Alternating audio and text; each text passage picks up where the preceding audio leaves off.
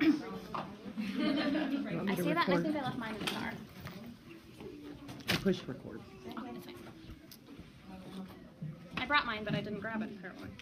So it's okay. I got one on my phone. So we're gonna go to James 4.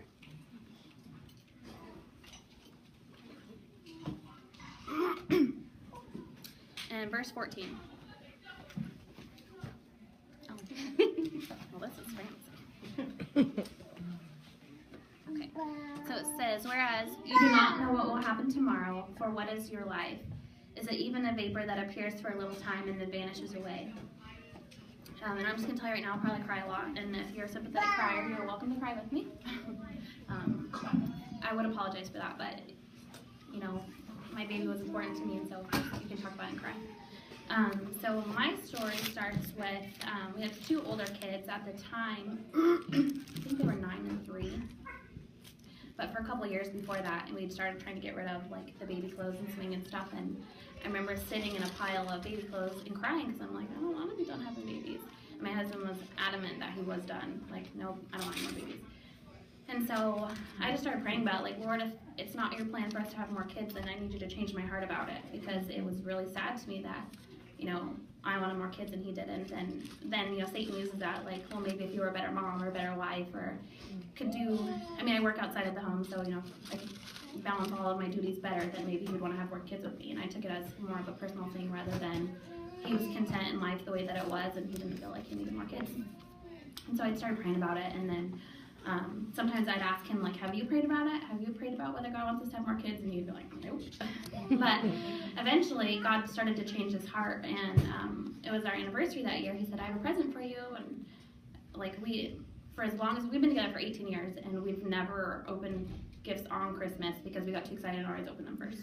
So then Christmas morning, until our kids were old enough to know the date, we'd be sitting there like, well, now what do we do? There's no presents to open. So anyway, it was one of those things, like, I have an anniversary present for you. And I was like, oh, really? And he said, you know, I decided that we can have another baby. I'm like, don't play with my emotions like that. So immediately I went and got my IUD out. I'm like, all right, let's have a baby. Yeah, like, our anniversary is April 25th, and I got it out like the first appointment they had in May.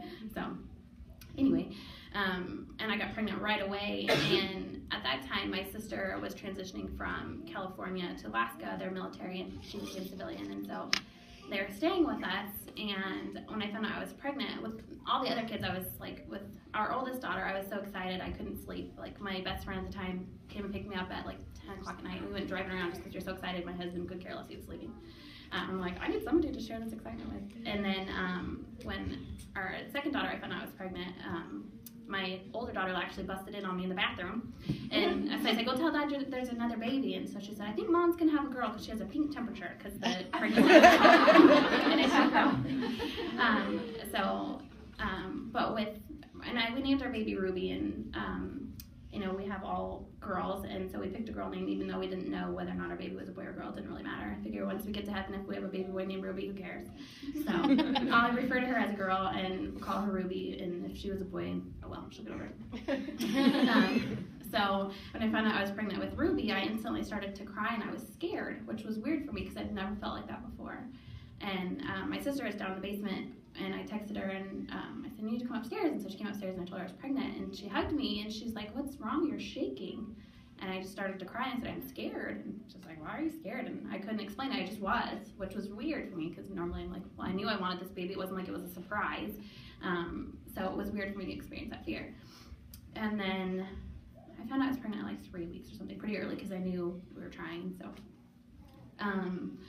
I think about 5 weeks I started spotting, and so I called my doctor, and at first they made it like it's no big deal, and that's so frustrating because in the medical community oftentimes they don't value life. You know, like they refer to the baby as a fetus or an embryo. Like, it is a baby. You know, it's not a medical condition. There's a person inside my body. But anyway, so they're like, well, you know, sometimes women bleed, and I'm like, well, I want to know why. And so they did some blood work, and they tested my HCG, and at that point they monitor and make sure it's doubling every 2 days, and my progesterone was really low. They don't want it to be anything under 20, and mine was at 6. And so they're like, well, we'll start supplementing, and should be good to go. And then so they had me come in the next, like 2 days later, for another blood draw. And in the meantime, I'd asked for an ultrasound, and I just said, I just want to see my baby. And they're like, well, it's not really necessary. And I'm like, I don't really care if it's necessary. Like, I just want to see my baby. And my cousin actually came with me. We worked together, and she told her parents that she had a haircut because she didn't want them to know that something was going on with me. And so she met me at my appointment just so I didn't have to go alone.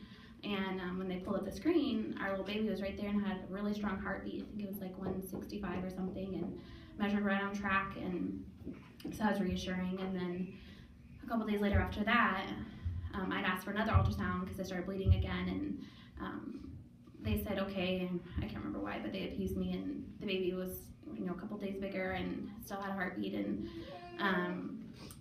then when I got my blood back, they said that my HCG had doubled. It was like 7,000 at the one draw, and then the next time it was only 8,500, which is a very minimal increase.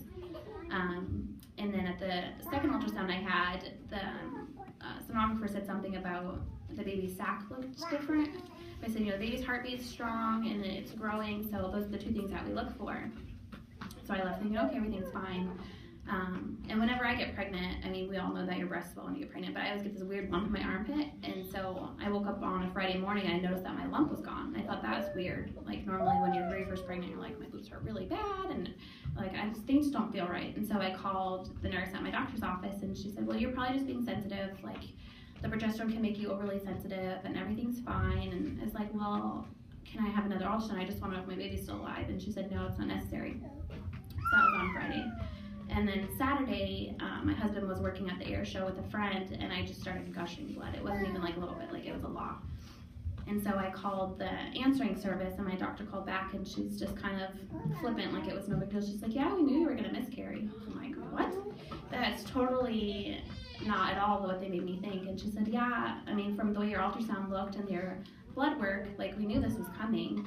And she's like, well, I just wait it out and see if you deliver on your own, and then come into my office on Tuesday. And that Tuesday was supposed to be my first appointment when you first go in for being pregnant. And so I need to back up. So when I first started bleeding, before I knew that I was going to miscarry, I remember one of my sweet friends came, just literally like dropped everything and showed up at my house in her pajamas to sit on the edge of my bed and pray with me and just plead for God to save this baby. Like, she knew how much I prayed for this baby for 2 years before, my husband was on board. And so to know that we were facing the fact that this baby may not make it, I just thought, wow, what a good friend to drop everything in the middle of the night and show up at my house just to pray with me, like, and not even know what to say. Like, those are the times like you don't even know what to pray about. And so that day that I started gushing blood and my doctor told me, yeah, we knew we were going to miscarry, I called my husband and told him I needed him to come home from the air show, and I just went and got in the shower, and I was just literally on my face on the shower floor, like, Lord, I just want you to save this baby, but if your answer is no, I will still love you and serve you and praise you regardless of what you decide for us. And his answer was no. When we went in on Tuesday, we did an ultrasound and confirmed that the baby's heart had stopped. And the baby stopped growing at 7 weeks and 3 days, so she would have died on Sunday. And then Tuesday is when they went in for my appointment. And at that point, I already knew. And I don't know how many of you have lost a baby, but I didn't know what to expect, which was really difficult. Like, how bad am I going to bleed? Like, am I going to deliver a baby? Like, what's going to happen? And all they kept telling me is it's different for every person. Like, great, so I just have to trust Google. Like, you don't know what to expect. You don't know how long it's going to take. You don't know who you can even talk to about it. It was embarrassing, which is weird. Like, I felt like it was my fault, even though it wasn't. Like, as soon as I found out I was pregnant, I told everyone, because I found out the day before I turned 30 that I was pregnant, and it was like the best birthday present in the entire world, the baby. Like, I remember spending all day celebrating my birthday and being pregnant, and so then to have to go back and say I'm not pregnant anymore, you just feel like you've done something wrong. Like, and I know that's not the case. Like, it happens, and there was nothing I could have done to save my baby, but I don't know, I just felt a lot of shame in being one of those people that lost a baby. And so then on Tuesday they gave me medicine because my body hadn't delivered the baby yet, and like the hardest thing I ever had to do was go to the pharmacy and fill that prescription, because I knew that that's what they give to women who want an abortion. And just to look the pharmacist in the eye, I just wanted to yell, I wanted this baby, like I'm not aborting my baby, I just wanted this baby so bad. And thankfully, she didn't make, I mean, for all that she knew I was picking up Advil, like she didn't treat me any differently, and I was thankful, because I was like, what if this lady's judging me thinking I'm trying to kill my baby, you know? And so they give you this medicine that causes your body to go into labor on its own, and it didn't work for me. It just, nothing was really happening, and so I had to go get medicine a second time, and I was sick and weak from, you know, bleeding for days, and I couldn't bring myself to go to the pharmacy again. I'm like, I just can't do it. And a woman from our church who I hardly even knew at the time went and got my medicine for me, so I didn't have to go and face the pharmacist again. And it seems like such a small thing, like, well, I'll go to the store for you, but it blessed my heart so much that I just didn't have to walk into that Fred Meyer's again, bleeding all over myself to pick up medicine to cause my body to deliver my baby.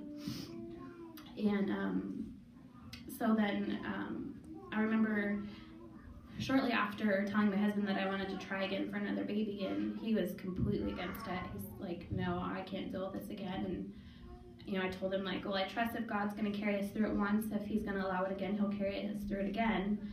Not that that's what I would have wanted, but you just have hope that eventually you'll end up with a baby, because, you know, losing a baby didn't change the fact that I still wanted one. And as time has gone on, I've come to realize, like, I know that the daughter that we have now doesn't replace the baby that we lost, but there's still a little part of me that hopes that it'll take that pain away, and it doesn't. So that was really a difficult reality for me, that even though they're two separate children and I love them differently, I really had to live it to realize that it didn't fix anything. Like, I mean, I was still grieving and joyful all at the same time. So then my body was kind of freaking out. I was having like a full period every 2.5, every 3 weeks, and I'm like, this is not normal for me. And so I kept calling my doctor and was like, something is not right. Like, I know my body well, and I've never in my life had a period every 3 weeks, you know. So, I mean, I had a period 2 weeks after I had miscarried. That doesn't even make sense. And so they just kept saying, well, sometimes your hormones are off, and just give it some time. And I was bleeding so bad I ended up in the emergency room, and they said, well, you don't need a transfusion, so we'll just come back if you keep bleeding. I'm like, well, that's so stupid. Why did I even come in here then? Because I was bleeding worse than you say if you're soaking a pad every hour, come in. And they're like, well, you're definitely bleeding that bad, but you don't need a blood transfusion yet, so just go home and tough it out. So, you know, my doctor saying go to the emergency room saying go to your doctor, and nobody really cared what was going on. And so I called a different provider to try and find somebody that would listen to me. And that provider tried to get my medical records from my OB, who finally called me back and was like, okay, well, let's do an ultrasound and see if there's anything going on in your body. And so they found some polyps, and like, let's do a DNC and we'll just clean everything out and hope that you'll stop bleeding. So I miscarried in July, and in October I went in for my DNC, and when they did, they said, oh, you didn't deliver everything. So I still had some tissue left inside, decaying for months. And so it was really hard. I mean, I knew that I didn't have a baby in my body anymore, but to go to sleep and then wake up with the reminder that you still don't have a baby and that you're there because your baby died was really hard. Like, I cried when they put me to sleep. I cried when I woke up. And the nurse that I had was just amazing. And what's funny, I have really, really bad eyesight, and I forgot to bring my glasses. So I woke up, I'm like, I have no idea where I am. I can't see the nurse's face that's talking to me. Like, it was completely a mystery. And so as I was kind of waking up from anesthesia, I could hear another woman outside of the curtain talking, and she was talking about being newly pregnant and how difficult it is to be so sick, and just those normal things that you think when you're first pregnant. And I didn't say anything at all. I just kind of like half asleep, and my nurse went out and quietly just said, you know, the woman that I'm treating right now just lost her baby. She didn't know that I had delivered my baby's body months before, but she said, you know, my patient has just lost a baby, and it might be really difficult for her to hear you talking about that right now, so would you mind just not talking about it, and, you know, talk about it on your own time or something. And I just thought, how sweet for her to think of how this would affect me to hear somebody else, I don't mean to say complaining, but she kind of was complaining about being pregnant, and that's salt in the wound for somebody that really wanted a baby. Like, not only did I lose a baby, but then I couldn't get pregnant on my own either.